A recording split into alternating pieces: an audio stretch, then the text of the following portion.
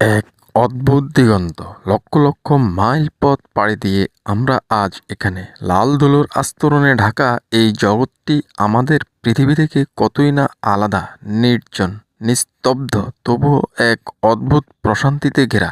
এখানে নেই কোনো পাখির কলকাকলি, নেই কোনো বাতাসের শোঁ শোঁ শব্দ, আছে শুধু অন্তহীন প্রতীক্ষা।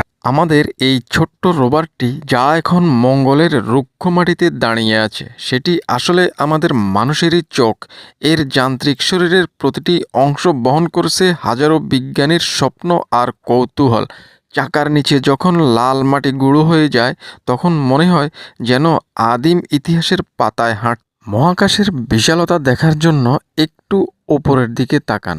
মঙ্গলের এই পাতলা বায়ুমণ্ডলের ওপারে দেখা যাচ্ছে মিল্কি ওয়ে বা আকাশগঙ্গার এক অবিশ্বাস্য রূপ। পৃথিবীর আকাশ থেকে আমরা যা দেখি তার চেয়েও কয়েক গুণ বেশি স্বচ্ছ আর উজ্জ্বল। মহাবিশ্বের এই অসীম শূন্যতা আমাদের মনে করিয়ে দেয় আমরা কতই না ক্ষুদ্র, অথচ আমাদের সাহস কত বিশাল। আপনার মনে হয়তোবা প্রশ্ন জাগতে পারে, এই ধূসর মরুভূমিতে কি আছে? এখানে আছে পৃথিবীর জন্মের ইতিহাস, এখানে আছে ভবিষ্যতের সম্ভাবনা। এই যে রোভারটি দেখছেন একাকী ঘুরে বেড়াচ্ছে, এটি একাকিত্ব নয়, এটি হলো অজানাকে জানার এক নিরন্তর সংগ্রাম। প্রতিটা পাথর, প্রতিটা পাহাড় আমাদের বলছে এক নতুন গল্পের কথা। ওই যে নীল নক্ষত্রের স্মৃতিতে রাতের নিস্তব্ধতায় দূরের একটি ছোট্ট নীল বিন্দু দেখা যায়, সেটিই আমাদের ঘর, আমাদের পৃথিবী, আমাদের বাসস্থান। এখান থেকে তাকালে বোঝা যায় সীমানার কোনো অস্তিত্ব নেই। আমরা সবাই আসলে একই মহাজাগতিক ভ্রমণের সামিল। মঙ্গলের এই ধুলোবালি আর পৃথিবীর ঘাসলতা আসলে একই নক্ষত্রের অংশ।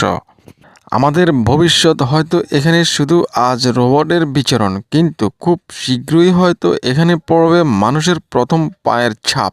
আমরা এখানে শুধু মাটি খুঁড়তে আসিনি, আমরা এসেছি আমাদের আগামী প্রজন্মের জন্য এক নতুন ঠিকানা খুঁজতে। মঙ্গলের এই রহস্যময় আকাশ আমাদের ডাকছে। আমরা কি তৈরি সেই আহ্বানে সাড়া দিতে? বন্ধুরা, এই ভিডিওটি যদি আপনার ভালো লাগে তাহলে একটা লাইক করুন, একটা কমেন্টস করুন, আমার চ্যানেলটি সাবস্ক্রাইব করুন, ফলো দিয়ে সাথে থাকুন, একটা শেয়ার দিন। ধন্যবাদ।